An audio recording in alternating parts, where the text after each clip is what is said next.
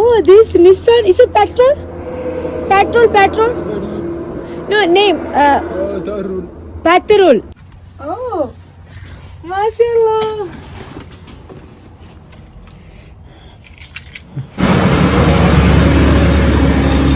Which one?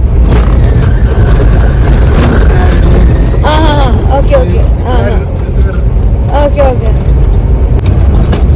അങ്ങനെ ഇതാ ഞാൻ വാഷ്റൂമിൽ പോകാൻ വന്നിട്ട് ഇതാ ഇവന്റെ കൂടെ ഈ നിസാൻ പെട്രോൾ ഇതാ ഇങ്ങെത്തി. ഇവന്റെ വണ്ടിയാണ് 997 മോഡൽ നിസാൻ പെട്രോൾ. ഇവൻ സംസാരിക്കൂല. ഇവന്റെ പേര് മുഹമ്മദ് എന്നാ. അവരോട് പറഞ്ഞു ഇവിടെ കുറെ മാനുകൾ ഉണ്ടെന്നും പറഞ്ഞിട്ട് എന്നെ ഓഫ് റോഡ് ഡ്രൈവിന് കൂട്ടിക്കൊണ്ടു കേട്ടോ ഇവന്. അങ്ങനെ കുറെ മാനുകൾ കാണിച്ചു തന്നു. ഇവന് ഇവിടെ ഫുള്ള് ഇതും കൊണ്ട് കറങ്ങുന്നു.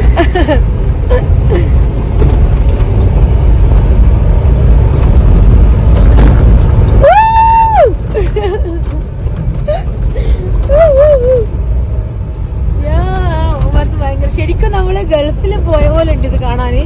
ഈ GCC-യിലുള്ള ഇങ്ങനെ കുറെ സ്ഥലങ്ങളുണ്ടല്ലോ. അപ്പോൾ ഇതും അതിൽ പെട്ട ഒരു ഇറാൻ അങ്ങനത്തെ ഒരു സ്റ്റൈലുള്ള ഒരു സ്ഥലമാണ്. ഇതെല്ലാം കാണിച്ചു തരാൻ വേണ്ടി എന്നെയും കൂട്ടി വന്നേട്ടേടാ. ഹാഷിമാനി ഓഫ് റോഡ്.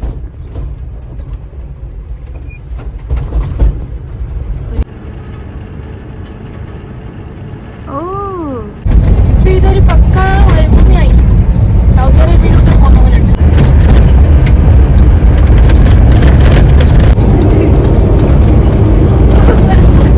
നിങ്ങൾ ഇറാനിലെ മാനിനെ കണ്ടിനാ? മരുഭൂമിയിലെ മാന ഇതാ 3 ഇത് ഇങ്ങനെ നിരക്കാൻ എന്തിന്.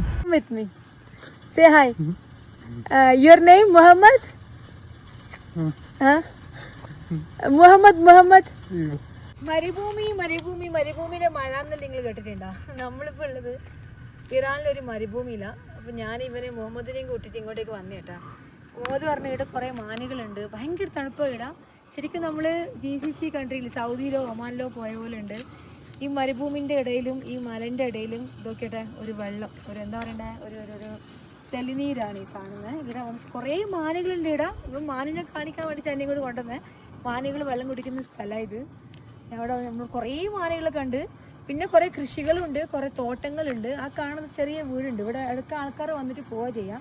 പക്ഷേ ഇത് ഇറാനാന്ന് പറഞ്ഞാൽ ഒരിക്കലും വിശ്വസിക്കാൻ പറ്റില്ല. കാരണം ഇറാന് മറ്റുള്ള GCC കൺട്രീസ് പോലെ തന്നെയാണ് ഇറാനെ കാണാൻ.